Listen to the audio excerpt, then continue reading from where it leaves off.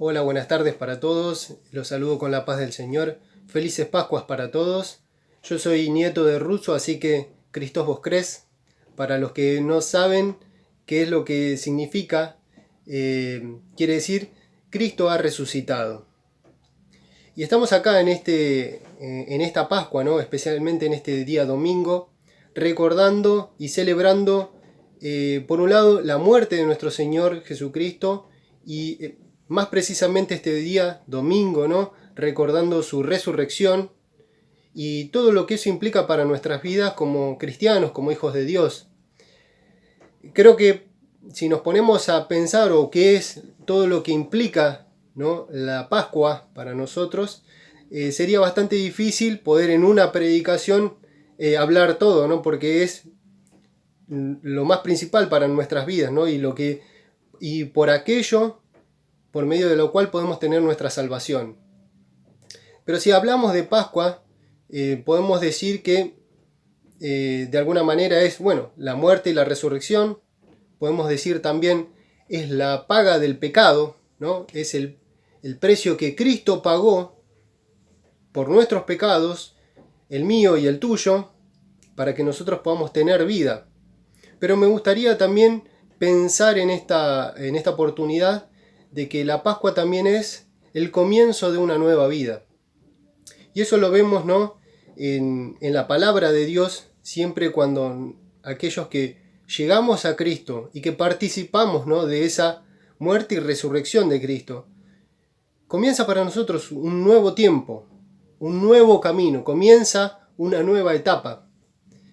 Y a mí me gustaría, para poder pensar un poco en esto de la Pascua, que principalmente podamos pensar en la primera Pascua, que es la antigua Pascua, ¿no?, antes de que Jesús muriera y resucitara, que es la Pascua que vivió el pueblo hebreo, el pueblo de Dios, ¿no? Y los invito a que podamos abrir nuestras Biblias en Éxodo capítulo 12.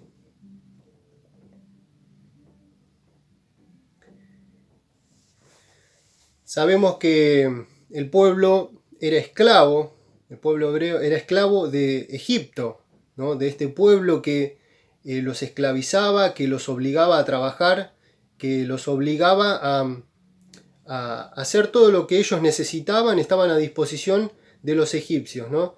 Y ellos los maltrataban, ¿no? Muchas veces los hacían trabajar pegándoles latigazos y manteniéndolos en la peor de las esclavitudes. Y el pueblo vivía en esta situación, durante muchos años vivió en esta situación, hasta que Dios decide enviar al libertador. Dios decide, y por eso vamos a poder meditar un poco sobre esta Pascua. ¿Por qué?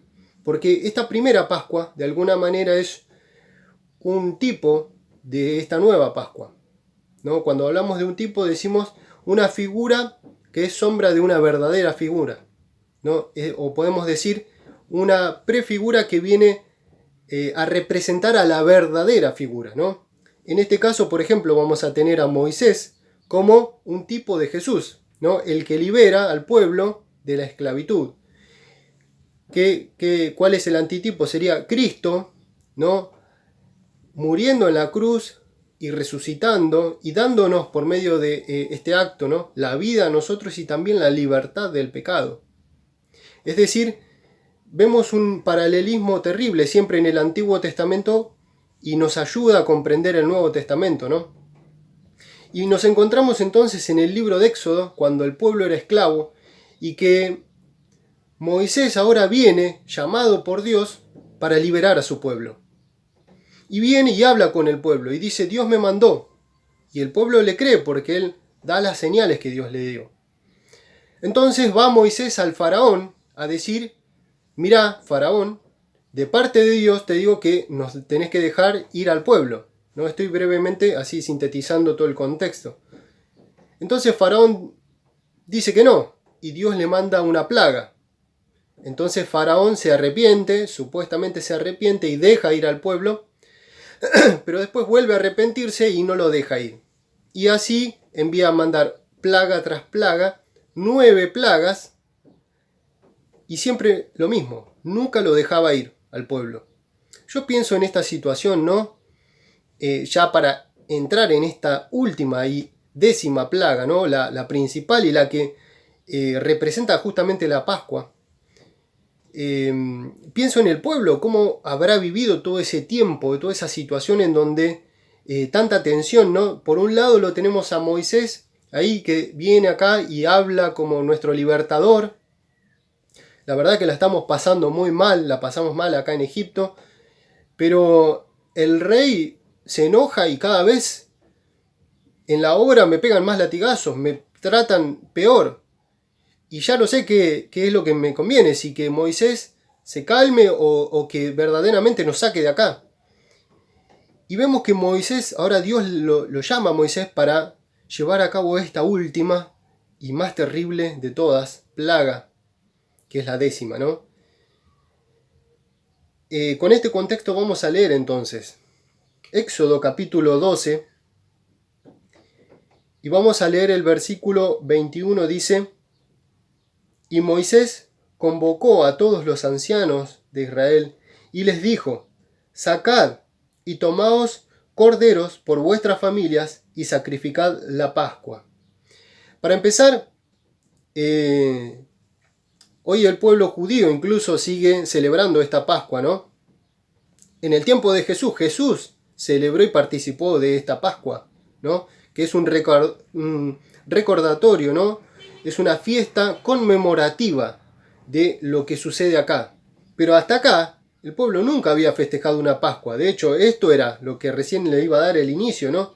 Es decir, que Moisés ahora empieza a explicarles a un pueblo que no tiene ni idea de qué es lo que estamos hablando, diciendo: preparen un cordero y vamos a sacrificar la Pascua. Supongo que en el instante el pueblo no lo habrá entendido, ¿no?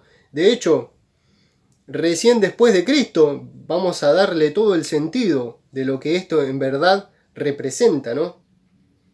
Continúa, versículo 22 dice: Y tomad un manojo de hisopo y mojadlo en la sangre que está en un lebrillo, y untad el dintel y los 2 postes con la sangre que está en el lebrillo, y ninguno de vosotros salga de las puertas de su casa hasta la mañana. Porque Jehová pasará hiriendo a los egipcios, y cuando vea la sangre en el dintel y en los postes, en los 2 postes, pasará Jehová aquella puerta y no dejará entrar al heridor en vuestras casas para herir. Hasta ahí leemos esta primera parte, ¿no? Es un relato realmente estremecedor. Creo que es un tiempo de mucha tensión, ¿no? Yo cuando meditaba en esta palabra, ¿no? Por un momentos me ponía en el lugar de estos hebreos, ¿no? De este pueblo que viene ahora a escuchar esto, después de toda la tensión que ya venían viviendo, ¿no? Y el miedo que ahora Moisés les dice: vamos a hacer esto. Yo me acuerdo cuando era chico, miraba en una de mis Biblias que tenía para niños con dibujos, ¿no? Esta imagen cuando se ve un hombre, se ve un chico, un niño, ¿no? Que sería el primogénito, teniendo el lebrillo con la sangre y el hombre mojando, ¿no? En los dinteles de las puertas y a los costados de las puertas. Y pensaba en esa situación, el hombre y el chico, ¿no? Haciendo esto que Dios les dijo para que justamente esta persona viva, este niño viva, ¿no? Y por un lado pensaba, ¿no? Lo que habrá sido vivir esa situación, de cómo muchas veces uno como padre, el miedo que habrá tenido, ¿no? De decir: lo voy a hacer con tanto cuidado de que nada esté mal, de que esto esté perfecto, ¿no? Que sea como Dios dice, como Dios lo pide, porque aparece acá en escena, ¿no? Este personaje o no sé cómo llamarlo, este varón que Dios utiliza, ¿no? Que es creación de Dios, ¿no? muchas Biblias se menciona como un ángel, ¿no? Que era, acá Reina Valera dice el heridor. Otras versiones dicen el ángel de la muerte. La NBI dice el ángel exterminador, ¿no? Y alguien que de alguna manera a nosotros como hijos de Dios nos parece por ahí tal vez un poco extraño, este ser, que es un siervo de Dios, que Dios utiliza, que Dios manda y que sirve a Dios de esta manera, quitando la vida, matando. Es su función. Es un personaje muy especial, que aparece en la Biblia, aparece en otros momentos. Es un ángel que Dios utiliza con este fin. Y pienso, ¿no? En esta situación, cuando Moisés se lo dice, ¿no? Hasta los propios hebreos habrán sentido un cierto miedo de decir, ¿qué va a pasar con todo esto? Porque venimos viendo todas estas plagas, las ranas, venimos viendo todas estas cosas, los piojos, y son cosas muy feas, pero nada como esto. Y dice, y acá radica la Pascua, porque lo que dice en este versículo 23, ¿no? Lo vuelvo a leer, dice, porque Jehová pasará hiriendo a los egipcios, y cuando vea la sangre en el dintel y en los postes, pasará Jehová a aquella puerta. Es decir, Jehová también, según el relato, como que se mete presente en este momento junto con el ángel, ¿no? Y dice, y no dejará, cuando vea la sangre, no dejará entrar al heridor en las casas para herir. Esto es la Pascua. De hecho, la palabra Pascua, en el hebreo Pesaj, esta palabra significa literalmente saltar por encima. Es decir, esta acción que este ángel iba recorriendo el pueblo, cuando se encontraba con la sangre, saltaba por encima. O también significa pasar de largo o perdonar. Eso es lo que produce en este caso la sangre de este cordero, que era un cordero, ¿no? Y acá encontramos muchísimos detalles y es muy interesante cómo Moisés le da detalles específicos de cómo tenía que ser este cordero preparado. Que el cordero tenía que ser macho de 1 año sin defecto, ¿no? Y esto también es un tipo de lo que es la sangre de Cristo, ¿no? O a Cristo representando como este cordero de expiación, ¿no? Que tenía que ser perfecto, sin defecto tenía que ser el cordero en este caso, y en el caso de Cristo, sin pecado, ¿no? Encontramos acá todo este paralelismo. Pero es terrible el relato, ¿no? Cómo Dios utiliza de alguna manera un ser de muerte, en este caso, y lo utiliza de esta manera, impresionante. Yo pensaba, ¿no? Cuando seguimos el relato, fíjense, versículo 29, vamos a leer. Y aconteció que a la medianoche, Jehová hirió a todo primogénito en la tierra de Egipto, desde el primogénito de Faraón que se sentaba sobre su trono, hasta el primogénito del cautivo que estaba en la cárcel, y todo primogénito de los animales. Y se levantó aquella noche Faraón, él, y todos sus siervos, y todos los egipcios, y hubo un gran clamor en Egipto, porque no había casa donde no hubiese muerto. Dios sabía que iba a ser tan impresionante. Cuando meditaba en esta porción, pensaba en el pueblo hebreo también, ¿no? Yo siempre trataba de ubicarme en el lugar de los hebreos que marcaron y que ahora estaban esperando, ¿no? A la medianoche, qué es lo que va a pasar, y de repente empezar a escuchar los gritos, el clamor. Dice la palabra un gran clamor, ¿no? Me imagino, no sé, porque ahí eran todos vecinos, ¿no? Los amos con los siervos vivían pegados, eran como vecinos, y escuchando todo el griterío, la desesperación de los egipcios, me imaginaba una mujer con su hijo muerto y con su esposo, que sería un primogénito también, muerto, sin ningún tipo de consuelo, ¿no? Pienso que hasta los hebreos habrán llorado en cuando Moisés, ¿no? Cuando Dios le dice a Moisés y Moisés le cuenta al pueblo, dice, va a ser un clamor como nunca hubo, como nunca antes hubo, ¿no? Y es un relato terrible. Dios utilizando este ser de muerte, ¿no? Y que tantas vidas se pierdan en una noche, ¿no? Y es impresionante cómo Dios sabía todo lo que iba a pasar, ¿no? Que incluso le da instrucciones específicas de cómo tenían que estar preparados para este momento. Es decir, les dice al pueblo, primeramente, coman, ¿no? El cordero, hagan toda la ceremonia que nosotros ya conocemos, lo tienen que hacer asado, pan sin levadura, y les dice,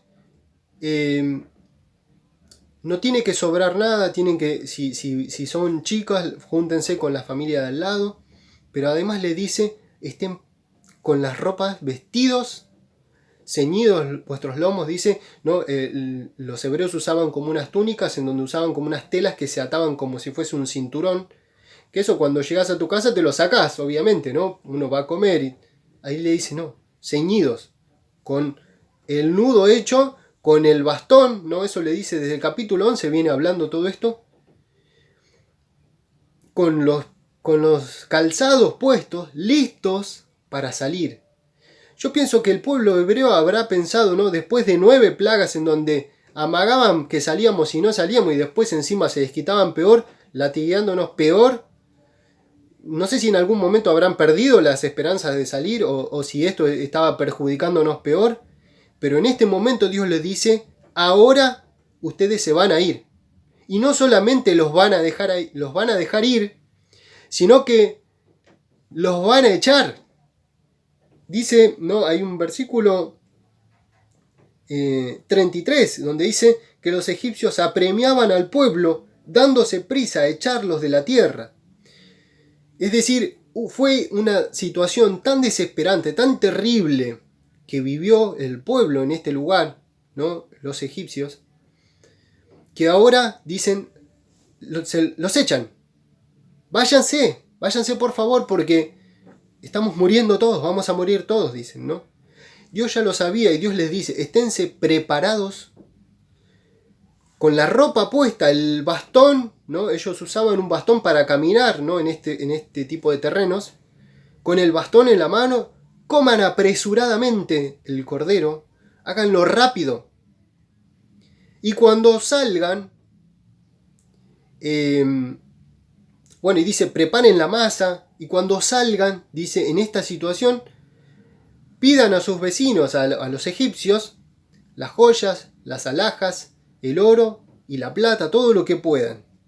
Es increíble porque todo esto Dios utilizó en este momento de desesperación y de angustia terrible para despojar totalmente al pueblo egipcio, no solamente de la vida de sus hijos, lo más preciado, y de todos estos varones, sino que también incluso les pedían las joyas, las alhajas. Yo supongo que hasta el propio pueblo habrá llorado de ese clamor tan terrible que fue. Y hasta habrán pensado, ¿cómo le pido a mi amo las alhajas, las joyas? Pero Dios mandó esto.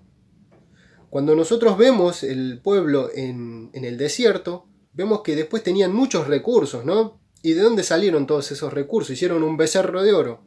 Cuando hacen la construcción del tabernáculo, del arca del pacto, de todos los utensilios, ¿no? El candelabro, un montón de oro y un montón de materiales, vemos que el pueblo juntó todas las joyas, todo lo que tenía, y sobró muchísimo, más de lo que necesitaban, ¿no? ¿De dónde salió si ellos eran esclavos? ¿De dónde podían tener?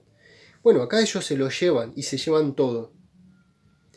Y le dice Moisés específicamente cómo tenía que ser.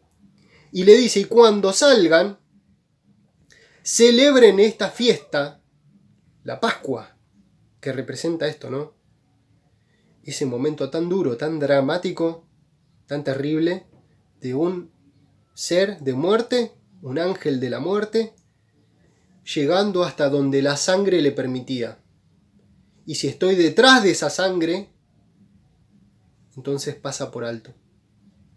Celebren en conmemoración, recuerden, y cuando sus hijos le pregunten, les dice Moisés a todos estos varones, le van a explicar lo que nosotros vivimos. Y así generación tras generación. Es muy interesante, ¿no? Porque esta fiesta, la Pascua, ¿no? En el tiempo de Jesús incluso ellos la celebran de esta manera, ¿no? Y teniendo en cuenta todo esto, que es una representación de lo que ahora Jesús va a hacer. Y bueno, la fiesta de la Pascua era una de las fiestas importantes, ¿no? Había 3 fiestas que siempre convocaban al pueblo a reunirse en el templo. Acá, bueno, en el tiempo del Éxodo, por supuesto que no existía templo, pero Dios les dice a Moisés, cuando Dios se establezca en su lugar, ahí se reunirán, ¿no? Para celebrar estas fiestas. La de la Pascua, ¿no? Que es también pegada a la fiesta de los panes sin levadura. Algunos la ponen como una misma fiesta, ¿no? Porque la fiesta de la Pascua es el día 14, la de los panes sin levadura es el día que se sigue, el 15, por 7 días, ¿no? Y es muy interesante esa fiesta también porque ellos comían panes sin levadura recordando esta situación. El pueblo cuando sale agarró la masa que tenía y la envolvió en las sábanas y se fue, sin nada, dejando todo, dejando las casas, lo que tenían, que tampoco era mucho, pero dejando todo atrás, que a veces incluso, sin ser mucho, muchas veces cuánto nos aferramos a las cosas que tenemos. Pero el pueblo deja todo eso atrás, rápidamente salen echados ahora, decía que agarraban las personas las masas, las envolvían en sábanas y se iban. Y al otro día, o cuando ellos salieron tan apurados que no tenían comida, que esa masa la agarraron sin leudar, dice, ¿no? Que no tuvo tiempo de leudar, sino que la agarraron y se la llevaron. Por eso se celebra la fiesta de los panes sin levaduras, recordando esto, que ellos salieron tan rápidamente de Egipto que la masa no tuvo tiempo de leudar. Entonces recordaban comiendo panes sin levadura. Interesante el recordatorio y la celebración. Porque Moisés les dice, esto háganlo siempre. Cada año tenían que celebrar la Pascua. Pero el cordero que dio la sangre para que el ángel no entre a esta casa fue uno, el que comieron ese día. Todos los otros son recordatorios, de la misma manera que Cristo murió una sola vez. Y hoy nosotros recordamos eso, ¿no? Hoy nosotros celebramos la cena, en donde recordamos también cómo Cristo entregó su cuerpo y su sangre, ¿no? Por cada uno de nosotros, y que Él también va a volver, un día va a volver. Entonces, encontramos que Dios le establece para que el pueblo recuerde esta fiesta, celebre esta Pascua. Y Jesús, llegamos al tiempo de Jesús en donde Él también lo celebraba, ¿no? Decía, por ejemplo, cuando era chico que Él viene, ¿no? en esa Pascua a Jerusalén, que es donde Él era chiquito y ya se quedaba escuchando, ¿no? La palabra. Pero ahora cuando llega el último momento, el tiempo de la crucifixión, cuando ya Jesús está en el momento para el que vino, celebra la Pascua, celebra esta fiesta, ¿no? Come junto con sus discípulos el Cordero, y allí instituye Jesús la cena. Pero nosotros decimos acertadamente, ¿no? Que cuando la Pascua es cuando Dios liberó al pueblo. Claro, eso es lo que terminó haciendo, pero lo terminó haciendo de esta manera, ¿no? Pascua significa eso, saltar por arriba, pasar por alto, ¿no? Es la muerte encontrándose con la sangre y pasando por alto. Y esto es lo que es la Pascua para nosotros también. Encontramos en la palabra de Dios, nos explica cómo Jesús vino a ocupar este lugar porque nosotros ¿no? Nuestros pecados, ¿no? Como dice la palabra, Romanos 3:23 dice que todos pecamos y estamos destituidos, ¿no? Estamos separados de la gloria de Dios. Pero dice también Romanos, ahora en el 6:23, que la paga del pecado es la muerte. Es decir, alguien tiene que morir, porque yo soy pecador, vos sos pecador, pecadora, alguien tiene que morir.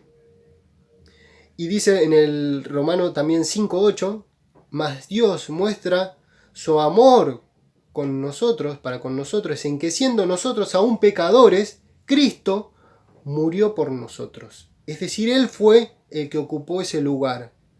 Y la sangre de Cristo es ahora la que hace que la muerte tenga que pasar por alto, en nuestro caso. Y esto, no tenemos que hacer nada. Esto es gratis, decimos por gracia, ¿no? Es un regalo, ¿quién no lo va a aceptar, no? Si no lo aceptaste, te animo y te invito a que puedas hacerlo. Que puedas, así como Dios liberó al pueblo en la Pascua, ahora en esta nueva Pascua, ¿no? En donde vemos que Jesús entregó su cuerpo y su sangre para que nosotros podamos vivir, que puedas recibirlo. Y si ya lo recibiste, te animo a que puedas gozar de todo lo que el Señor nos ofrece a partir de acá. Decíamos al principio que la Pascua es el comienzo a una nueva vida. Lo fue en el caso del pueblo hebreo, ¿no? Este pueblo vivía de una manera y a partir de ahora, pero así, salieron volando, salieron rajando, porque apuradamente los echaron ahora a una nueva vida. El tema es, ¿qué hizo el pueblo con esta nueva vida? Ahora que era libre, cuando siempre había sido esclavo, ¿qué hizo con esa libertad? Conocemos la historia del pueblo de Dios. Y lamentablemente el pueblo no supo qué hacer con la libertad. Esto es muy interesante porque hoy nosotros, el Señor, por medio de su muerte y resurrección, nos da la vida y nos ofrece esta esperanza, ¿no? Para poder ser hijos de Dios.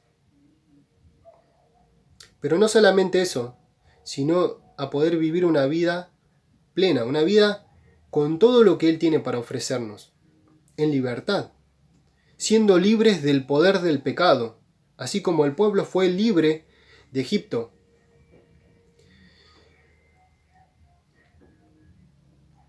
Entonces es interesante que podamos pensar en esto. ¿Qué es ser libre? ¿Qué es la libertad? Hago una pregunta, piénsenla cada uno, yo no los voy a escuchar. ¿Es hacer lo que yo quiero? ¿Ser libre?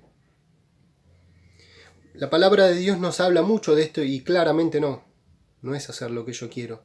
Porque cuando yo, pecador, ¿no? Con una mente caída, intento por mi propia voluntad y mi propio razonamiento y mi propia capacidad, ¿no? Vivir una vida en libertad, es imposible para mí.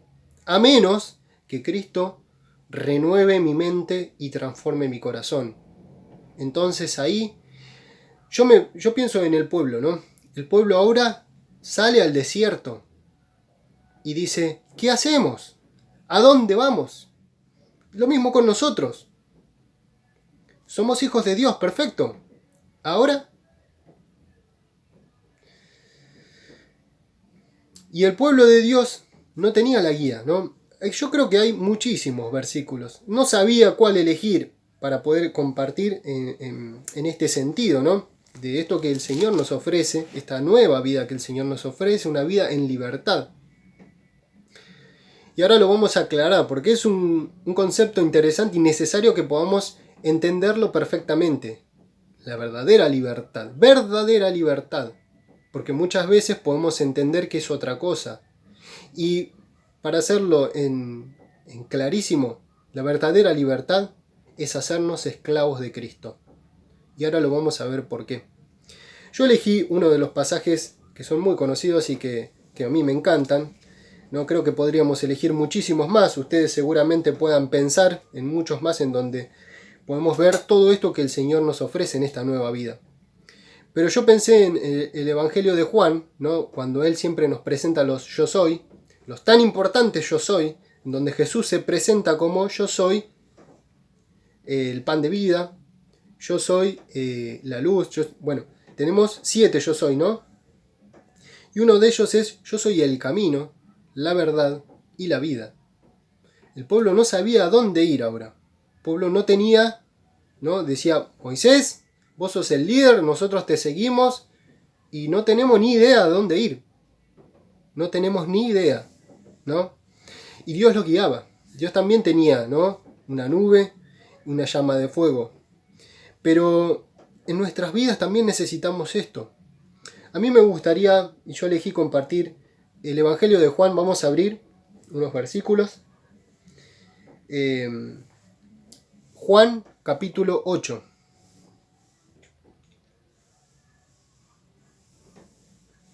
Vamos a leer desde el versículo 31. Dice así, Jesús estaba ahora enseñando a la gente que lo seguía, ¿no? Mucha gente ya había dejado de seguirlo porque así pasaba con Jesús. Alimentaba a 5.000, por ejemplo, en un momento, y la gente empieza a seguirlo y a perseguirlo a Jesús, ¿no? Aparentemente discípulos.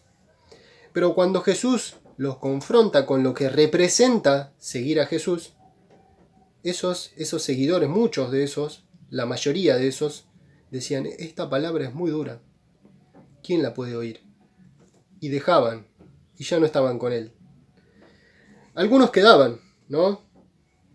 Y el Señor ahora les viene a enseñar esto, y les dice, versículo 31, dijo entonces Jesús a los judíos que habían creído en él, si vosotros permaneciereis en mi palabra, seréis verdaderamente mis discípulos y conoceréis la verdad, y la verdad os hará libres. Les dice a ellos, van a ser libres si hacen todo esto, si llegan a todo esto, van a ser libres. Ellos entonces dicen, pero ¿libres de qué? Como nosotros. Pero si yo soy libre, pero si yo no soy esclavo de nada. ¿No? Y muchas veces nosotros creemos que tenemos la libertad de hacer lo que queramos y que eso es bueno para nosotros. Les continúa diciendo, ¿no? Le respondieron, linaje de Abraham somos y jamás hemos sido esclavos de nadie, por lo menos ellos no eran esclavos, ¿no? ¿Cómo dices tú, Señor, seréis libres? Jesús les respondió, de cierto os digo que todo aquel que hace pecado, esclavo es del pecado.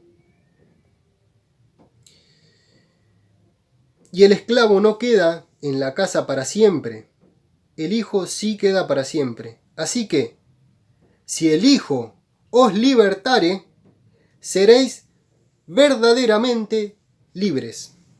Eso es espectacular, me pareció fantástico esa parte porque es la explicación de lo que muchas veces nosotros no entendemos. ¿Qué es ser verdaderamente libres? Vemos en el versículo anterior entonces, ¿no? En el 32, en donde dice la verdad. Y siempre es muy interesante, ¿no? Cómo se menciona acá la verdad como algo importantemente mencionado, ¿no? En Juan 14, cuando él dice yo soy el camino, la verdad también incluye, ¿no? Y la vida. Es como decir, la guía viene a partir de mí, dice Jesús, ¿no? Y otra vez acá se menciona la verdad, los va a hacer libre. Dice en el versículo 31 la condición, porque está bárbaro tener este resultado, está bárbaro llegar a esta promesa, es espectacular, es fantástico, es lo que yo deseo para mi vida y para cada uno de nosotros, pero dice, ¿cómo es que la tenemos que conseguir? ¿De qué manera? ¿Cuál es la condición? Si vosotros permaneciereis en mi palabra, seréis verdaderamente mis discípulos y, ¿no? Entonces, conoceréis la verdad y la verdad los hará libres. Permanecer en la palabra de Dios para conocer la verdad y que esa verdad nos haga libres. ¿Por qué la palabra verdad, no? Yo creo que el enemigo muchas veces, que es padre de mentira, siempre utiliza esto, salir de la verdad. Llegar a la mentira a nuestras vidas incluso siendo hijos de Dios, para que nosotros perdamos esta libertad. Si no conocemos la verdad, la perdemos esa libertad. Por eso el enemigo miente, por eso el enemigo intenta meter en nuestras vidas, en nuestras mentes, en nuestros corazones tantas mentiras. El pueblo salió de Egipto, y es verdad, salió con cicatrices, con las marcas de los látigos, salió después de haber vivido mucho dolor, después de haber sufrido, después de haber tenido esta experiencia a lo largo de toda su vida, ¿no? Tan dura, tan difícil, tan horrible, con la cual cargaban ahora en el desierto, y que el enemigo siempre intenta volver a eso, traerlo nuevamente al pasado. Decimos que si empezamos una nueva vida, es una nueva vida, es en donde empieza y comienza algo nuevo. Y el enemigo siempre intenta traer la mentira y el pasado y muchas cosas de las cuales el Señor nos liberó y cargó en la cruz todo nuestro sufrimiento, para que nosotros nuevamente digamos, yo tengo este pecado. A mí me pasó esto de chico. A mí me hicieron esto. No sé, lo que sea que haya sucedido en tu vida. Y el enemigo lo va a intentar usar, mintiendo, diciendo, vos no sos libre de esto. Pero por eso Jesús dice que es ser verdaderamente libre. Yo, haciendo lo que yo quiero, con una mente caída, es imposible que sea libre. Eso me va a llevar a lo que desea mi carne. Ser verdaderamente libre es hacerme esclavo de Cristo, buscar su palabra, permanecer en su palabra, para que el Señor renueve y transforme mi manera de pensar, para que el Señor transforme mi corazón, mi manera de sentir y de desear incluso.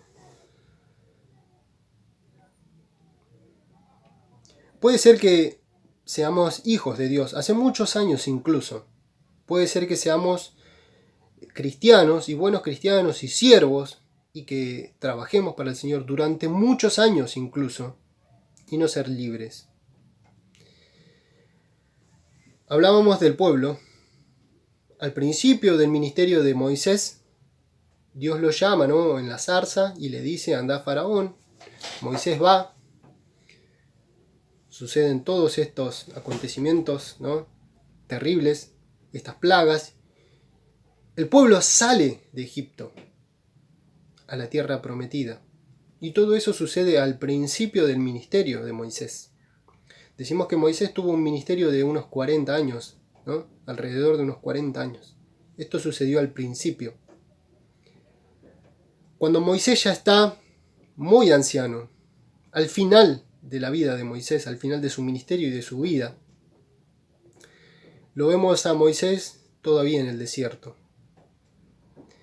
Lo vemos a Moisés no entrando a la tierra prometida y al pueblo. Y Moisés un poco siendo arrastrado por el pueblo, ¿no? Pero vemos esto, un pueblo que sale, y vamos a leer. Al final de su ministerio Moisés nos deja el libro de Deuteronomio, ¿no?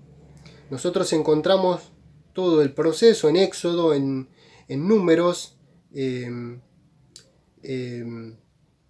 en el libro de Deuteronomio Moisés hace como un repaso. ¿Por qué? Porque la gente nunca entró a la tierra prometida. La gente en el proceso, ¿no?, de salir empieza a quejarse, empieza a hablar mal de Dios, de Moisés, de todo el mundo, a querer volver a Egipto, a decir, allá estábamos mejor.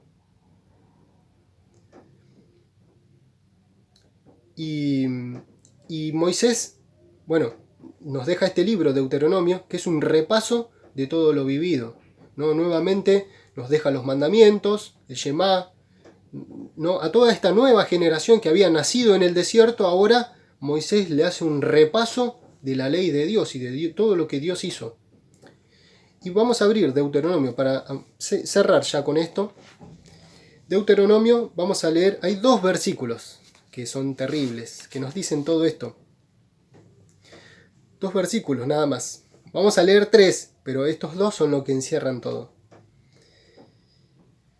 Dice así, Deuteronomio 1, versículo 1. Estas son las palabras que habló Moisés a todo Israel de este lado del Jordán en el desierto, en el Arabá frente al Mar Rojo, entre Parán, Tofel, Labán, Acerot y Disaab. Y acá el versículo 2 y el versículo 3.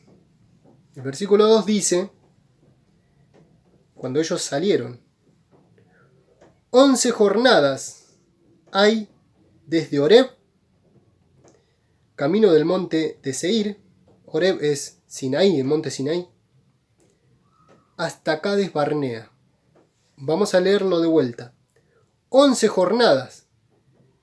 Es decir, 11 días, un camino de 11 días desde Sinaí, desde Horeb, hasta Cades Barnea, que es el tramo más largo que ellos hicieron. Si ustedes pueden ver sus mapas en las Biblias, ¿no? Cuando ellos salen de Egipto, en lugar de ir a tierra de Canaán, salen para el sur y van a Sinaí, a Horeb. Y allí están un año, ¿no? El primer año en donde Dios se manifiesta a Moisés, incluso a su pueblo, que su pueblo no quiere que él se manifieste porque tienen miedo. Ahí les da los mandamientos, construyen el tabernáculo, el arca, bueno, y están un año ahí en la parte sur, y de ahí, luego de ese año, que Dios les dice, bueno, es hora de salir, tienen que ir a Cades Barnea, Cades es la parte cercana ya a Canaán, ¿no? Es relativamente cerca, ¿no? En comparación con todo el viaje. Y dice este relato que desde Sinaí hasta Cades hay 11 días de camino. Versículo 3. Y aconteció que a los 40 años, en el mes 11, el primero del mes, Moisés habló a los hijos de Israel conforme a todas las cosas que Jehová le había mandado acerca de ellos. Paremos un poco. ¿Qué pasó, Moisés? Si hay 11 días desde Sinaí hasta Cades, continúa diciendo, aconteció que a los 40 años llegaron entonces. ¿Por qué? ¿Qué es lo que pasó con el pueblo? Que salió echado de Egipto para entrar a la tierra de Canaán, la tierra que Dios le prometió, una tierra que representa toda la abundancia espiritual, ¿no? En nuestro sentido, ¿no? Porque para ellos era el lugar, pero para nosotros tenemos los dos extremos, ¿no? Por un lado el desierto, que es la escasez y todo el vivir apenas, podemos decir, ¿no? Pero volcándolo en un sentido espiritual en nuestras vidas. Muchas veces nosotros vivimos de esta manera igual que el pueblo.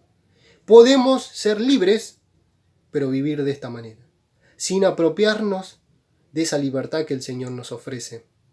El pueblo, lamentablemente, pereció todos en el desierto. Solamente 2, dice, ¿no? Los 2 que confiaron en Dios, los 2 que creyeron en su palabra y que fueron fieles, Josué y Caleb, fueron los que ingresaron. El resto perecieron en el pueblo. Los de 20 años arriba murieron todos ahí, de los que habían salido. Y ahora Moisés, ya siendo un anciano a punto de morir, nos deja este libro de Deuteronomio, ¿no? en su último año, y le dice a toda esta nueva generación que nació en el desierto esto.